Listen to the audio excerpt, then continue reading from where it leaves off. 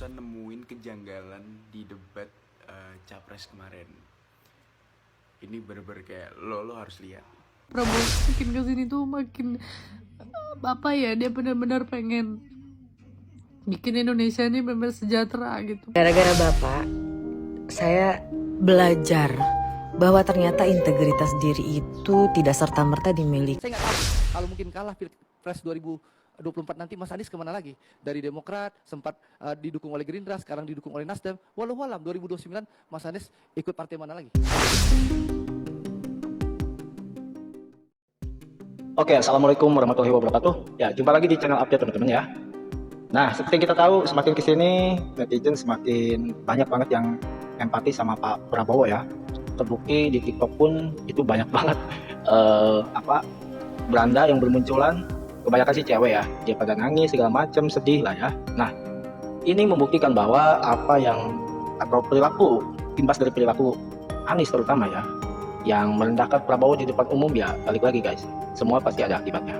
Nah, kali ini kita akan melihat kompilasi video ya, tidak hanya dari netizen aja, tapi beberapa pendapat dan ada fakta terbaru ya dari kader salah satu partai yang menceritakan di sini sih riwayat Anies tersendiri ya. Jadi gimana dia dulunya awal mula dia ngeritisi politik seperti apa, yang dia ingin membandingkan bahwa Pak Prabowo adalah orang yang memang dia benar-benar sudah lama berada di posisi oposisi. Nah, sedangkan Anies tersendiri dia belum pernah merasakan yang namanya oposisi. Seperti yang kita tahu, statement yang dia lontarkan bahwa Pak Prabowo tidak kuat menjadi oposisi. Nah, ini akan kita cek faktanya ya. Oke, sebelum kita mulai, jangan lupa sebelumnya untuk subscribe, like, dan komennya ya, supaya saya bisa lebih semangat lagi dalam memberikan info-info terbaru, video-video kompilasi yang tentunya membahas tentang politik. Kelihatannya ada persoalan nih dengan kampanye Ganjar menjadi capres. Saya baru saja menyaksikan video Rudy Eskamri yang bilang dia kebingungan melihat elit PDI Perjuangan. Rudy ini kan salah seorang influencer terkenal yang dukung Ganjar. Dia bilang dia belum pernah dengar secara jernih suara elit PDI Perjuangan terkait dukungan yang kuat terhadap Ganjar. Kalaupun ada suara dukungan, itu hanya sayup-sayup terdengar. Tak ada orkestrasi suara elit PDIP yang sangat keras mendukung Ganjar, katanya dengan nada galau. Apakah pernyataan Rudy ini berlebihan? Saya rasa tidak. Sebelum ini juga sudah beredar penjelasan analis politik M. Kodari yang mempertanyakan mengapa dalam iklan PDIP di media sosial tidak ada lagi sosok Ganjar. Yang ada Megawati, Puan, dan sejumlah kader PDIP lainnya, tapi tidak ada Ganjar. Kodari mengaitkan perkembangan ini dengan semakin merosotnya elektabilitas Ganjar menurut sejumlah lembaga survei terkemuka.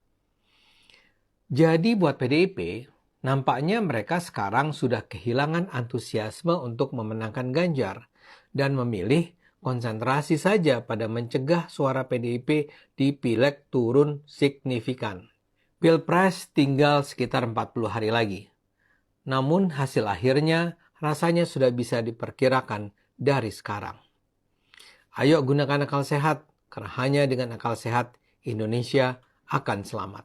Kita semua menyaksikan Pak Anies dalam 2 debat sangat agresif melakukan serangan ke Pak Prabowo dengan berbagai cara mulai dari kebohongan sampai fitnah. Pokoknya Pak Anies itu totalitas banget untuk menjatuhkan nama Pak Prabowo di depan seluruh masyarakat Indonesia. Dalam debat itu ada banyak kebohongan dan fitnah dari apa yang disampaikan oleh Pak Anies. Kita semua udah tahu itu. Tapi yang buat saya heran adalah mengapa Pak Anies bisa ya terpikir untuk menggunakan cara-cara kotor kayak gitu. Kalau Pak Anies dari awal sudah tahu bahwa Pak Prabowo seburuk yang selalu Pak Anies gambarkan, kenapa juga Pak Anies minta tolong dan dukungan ke orang yang hari ini Pak Anies selalu jatuhkan? Saya jadi berpikir, mungkin buat seorang Anies Baswedan, baik dan buruk itu hanya soal kepentingan aja. Mungkin loh ya. Si Mas Anies Baswedan, Mas Anies itu ikut konvensi Partai Demokrat tahun 2013. Ya, ikut konvensi Partai Demokrat tahun 2013. Di saat Demokrat masih jaya-jaya.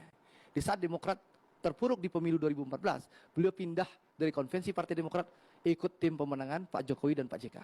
Pak Jokowi menang di Pilpres 2014, diangkat jadi Menteri Pendidikan.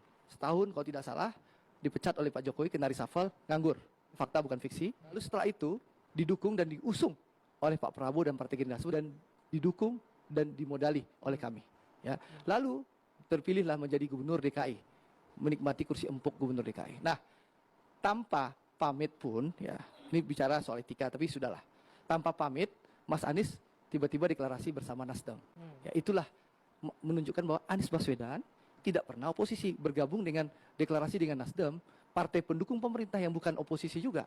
Ya, lalu mempertanyakan Pak Prabowo yang pernah 10 tahun jadi oposisi. Nah, saya nggak tahu kalau mungkin kalah Pilpres 2024 nanti Mas Anies kemana lagi? Dari Demokrat, sempat didukung oleh Gerindra, sekarang didukung oleh Nasdem. Walau 2029 Mas Anies ikut partai mana lagi? Ini soal adab. Ya, jangan sampai kita mengulahi orang soal etika, tapi seperti menepuk air dulang, terpercik bunga sendiri. Kelihatannya para pendukung Ganjar berada di level sangat rendah. Ini misalnya terlihat dalam konten-konten Denny Siregar. Kenal Denny kan? Dia sebelum ini saya anggap sebagai seorang influencer berkualitas. Cara penyampaiannya keren, substansi kontennya juga berharga. Tapi sekarang Denny terkesan seperti sedang kalut, tak menentu. Saya baru saja menyaksikan videonya yang menjelekkan lembaga survei. Menurut Denny, hasil survei Pilpres yang ada saat ini hasilnya bias. Proses perizinan penelitian sangat sulit dan bertingkat. Tapi kemudian Denny bilang, tapi yang paling galau adalah pasangan Prabowo Gibran yang didukung istana. Pasangan Prabowo Gibran sekarang galau karena proses Pilpres tidak bisa 1 putaran. Kalau Pilpres berlangsung 2 putaran, hasilnya bisa berbalik. Denny mengingatkan pengalaman pemilihan Gubernur DKI tahun 2017.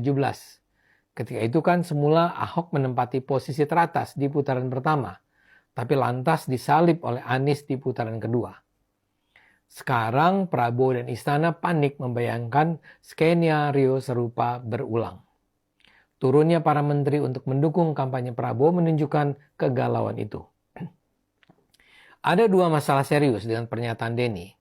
Pertama, kok bisa-bisanya Denny menganggap lembaga survei sedang menghadapi kesulitan karena proses perizinan survei yang bertingkat. Kalau memang ada persoalan besar semacam itu, mestinya lembaga survei bicara secara terbuka dong. Tokoh-tokoh lembaga survei itu adalah para aktivis pro-demokrasi yang tidak bisa tutup mulut kalau ada yang tidak beres. Kedua, kok bisa-bisanya Denny menganggap kubu Prabowo Gibran galau karena proses Pilpres mungkin tidak akan berlangsung 1 putaran.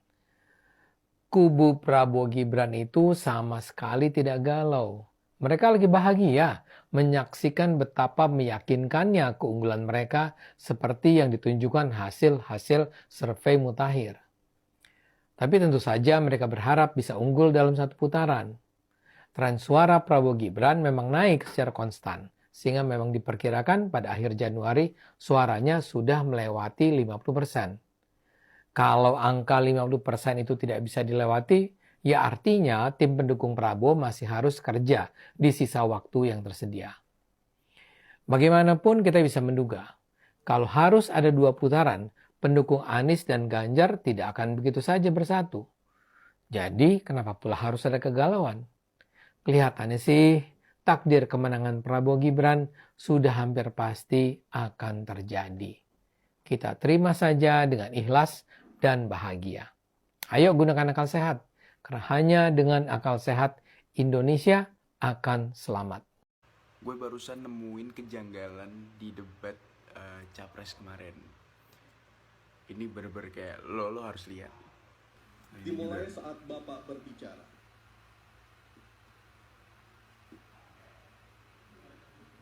Terima kasih. Selamat malam Bapak Ibu sekalian yang hari ini hadir di studio dan tentu saja yang menyaksikan melalui. Dan di sini juga masih aman-aman aja nih. Ya. Assalamualaikum warahmatullahi wabarakatuh. Selamat malam dan salam sejahtera untuk semuanya. Tapi pas bagian Pak Prabowo, kalian harus lihat. Kalian harus nonton di part ini. Selanjutnya kami persilakan kepada calon presiden nomor 2 Bapak Prabowo Subianto untuk menuju podium menyampaikan visi misi dan program kerja. Harap tenang, ada waktunya. Harap tenang. Om Swastiastu, Namo Buddhaya, Salam Kebajikan. Kok di di-cut, ya kan? Kok ada yang aneh? Kenapa harus di-cut bagian salamnya gitu kan?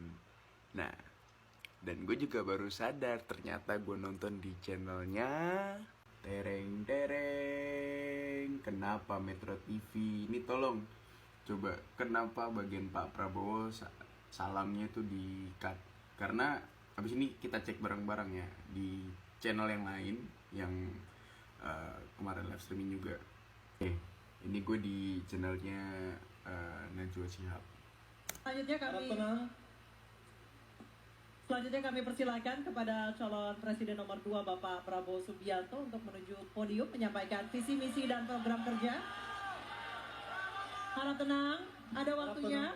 Harap tenang. Waktu Anda 4 menit dimulai ketika Bapak berbicara, silakan. Bismillahirrahmanirrahim. Assalamualaikum warahmatullahi wabarakatuh. Nah, Salam sejahtera ada kan? sekalian. Shalom. Om Aneh kan? Gue nggak tahu nih editornya punya masalah apa atau memang mungkin Metro TV-nya ya kan yang punya masalah apa. Cuma maksud gue kenapa yang dikatnya assalamualaikumnya gitu loh. Kenapa nggak yang lainnya aja gitu. Kayak politik identitas sekali sepertinya Mas Andi. Wah, gimana nih teman-teman? Apa kalian sama sependapat? Kita cek sama-sama aja ya. Dan kalian yang udah cek, tulis di kolom komentar. Apakah memang benar seperti itu atau gimana? Gila, gue nangis kejer banget. Belakangan ini FYP gue semua TikTok, Reels IG ngebahas tentang Pak Prabowo. Awalnya gue gak peduli gitu sekarang tentang pemilihan presiden. Cuman makin kesini tuh gue ngerasain Pak Prabowo tuh bener-bener yang tulus, bener-bener apa ya, bener-bener dia tuh cinta NKRI gitu. Dia bener-bener kayak pengen membuat Indonesia tuh lebih baik gitu loh.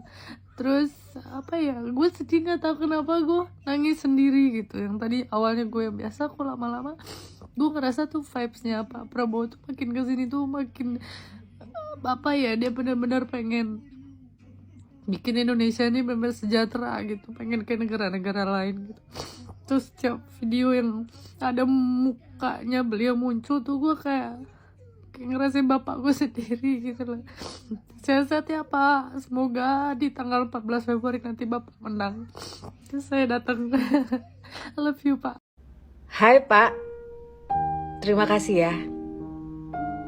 Gara-gara Bapak, saya belajar bahwa ternyata integritas diri itu tidak serta-merta dimiliki karena kita punya ilmu yang tinggi, atau kedudukan, atau bahkan harta kekayaan. Integritas diri itu mungkin seperti janji yang kita ucapkan sama diri kita sendiri, yang mungkin akan terus-terusan diuji bahkan sama orang-orang yang kita nggak sangka-sangka. Terima kasih ya Pak. Lagi-lagi Bapak memberikan contoh bukan hanya untuk pengikut Bapak, tapi saya yakin contoh sikap yang Bapak ambil ini bisa menjadi pembelajaran bagi semua orang yang menyaksikan.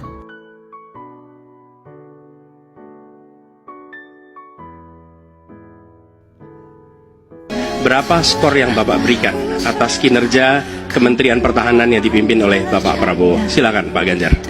5 juga. Karena itu menurut saya skornya justru di bawah 5 Mas Ganjar. Kalau 5 itu ketinggian Pak Ganjar. Terima kasih Pak Ganjar. Disebut aja angkanya berapa gitu loh. Kayak saya gitu loh. Jangan di bawah 5, sebut aja berapa. 11 Mas. Dari 100.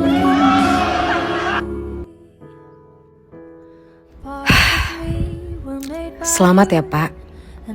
Bapak memang belum tentu memenangkan Pilpres nanti, tapi setidaknya Bapak sudah memenangkan hati saya dan banyak orang di luar sana. Semangat ya Pak, karena orang yang berbuat jahat sama kita belum tentu mentalnya sekuat kita kalau keadaannya dibalik. Itu catatan dari saya. Catatan dari Bapak deh. Sampai berjumpa di episode-episode berikutnya gara-gara Bapak Prabowo.